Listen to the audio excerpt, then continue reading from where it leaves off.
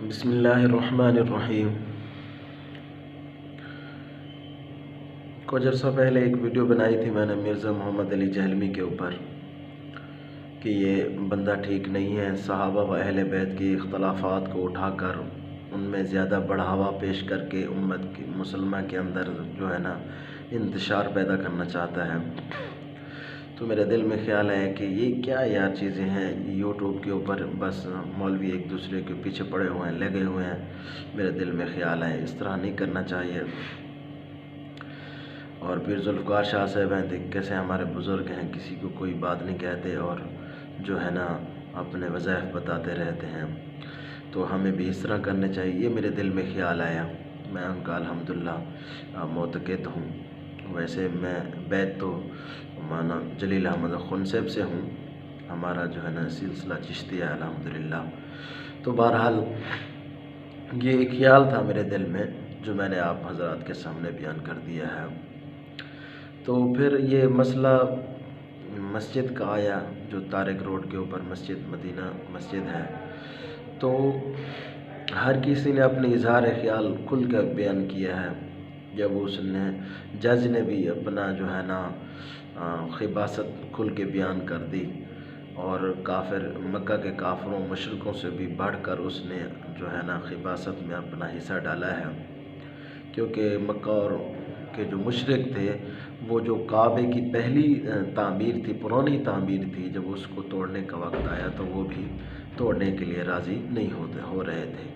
تو ایک کافر ولید بن مغیرہ آگے بڑھا اور اس نے توڑا تھا، تو پھر بھی باقی ڈر رہے تھے کہ ہمارے ساتھ کیا ہوگا۔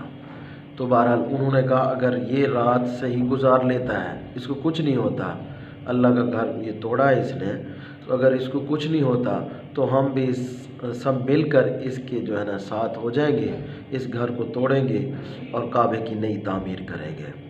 تو رات کو وہ سو گیا، اس کو کچھ نہیں ہوا، تو پھر سارے جو ہے نا وہ کافر کٹھے ہو گئے، انہوں نے توڑا اور پھر سے اس کو تعمیر کیا۔ اتنا یعنی ڈرتے تھے کافر لوگ بھی۔ لیکن آج کے جو نام نہاد مسلمان ہیں، اور ہو سکتا ہے یہ جو ہے نا جج سیدھی سی بات ہے مسلمان نہ ہو، حقیقت میں قادیانی ہو، وہ تو خیر اللہ بہتر جانتا ہے۔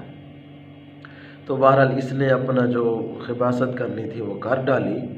کہنے کا مقصد یہ ہے جو نام نہاد مسلمان ہوتے تھے یا منافق ہوتے تھے، ان کی بھی جرأت نہیں ہوتی تھی کہ نماز چھوڑ دیں، وہ بھی صفوں میں شامل ہو کر حضور کے پیچھے نماز پڑھتے تھے۔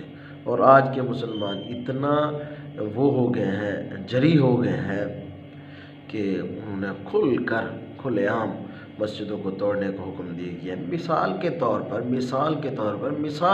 پر اگر مسجد قبضے کی جگہ پر بنا دی گئی ہے، مثال کے طور پر یا کسی اور کی جگہ پر بنا دی، اللہ کا گھر بنا دیا، اب بن گیا ہے، یہ سوال بھی ہے کیوں بنایا گیا ہے؟ وہ اب بن گئی ہے تو وہ سوال ختم ہو گیا، بھی کیوں بنایا گیا؟ اب تو بن گئی ہے، اب وہ سوال ختم ہو گیا ہے۔ اب یہ سوال ہے کہ اب بن گئی ہے تو بن جانے کے بعد اب شریعت کیا کہتی ہے؟ اگر آپ کہتے ہو کہ کیوں بنائی گئی ہے، تو شریعت میں یہ کیا کہتی ہے کیوں بنائی گئی ہے؟ جب یہ بنائی جا رہی تھی آپ اس وقت کہاں تھے؟ بڑے تیس مار خان بننے کی کوشش کرتے ہو نا، اس وقت آپ کہاں تھے؟ اب بن گئی ہے، اب شریعت کا مسئلہ سنو۔ اب شریعت کیا کہتی ہے؟ اب شریعت یہ کہتی ہے کہ اللہ کا گھر ہے، اس کو توڑنے کی اجازت نہیں ہے تمہیں، نہیں تو اللہ کا عذاب پھر اپنی آنکھوں سے دیکھ کر مرو گے اور ذلیل الخوار ہو کر مرو گے، اور تم سے بڑا بدبخت اور کوئی نہیں ہوگا۔ ولید بن مغیرہ سے بڑا بدبخت اور کوئی نہیں ہے جو حضور کو گالیاں دیتا تھا، نعوذ باللہ۔ لیکن اللہ پاک نے پھر اس کو بھی اتلم بعد ذالک زنیم، اے میرا محبوب غم نہ کر، تکلیف نہ کر، دکھ نہ کر، پریشانی نہ لے اپنے پاس، تیرا جو گستاخ ہے میرے محبوب وہ حرامی ہے۔ تو وہ جب اللہ کا گھر توڑنے کی باری آئی، پہلے کعبہ کو توڑنے کی پرانی عمارت تھی اس کو توڑے اور نہیں بنائے، وہ بھی ڈر ڈر کے توڑنے لگا۔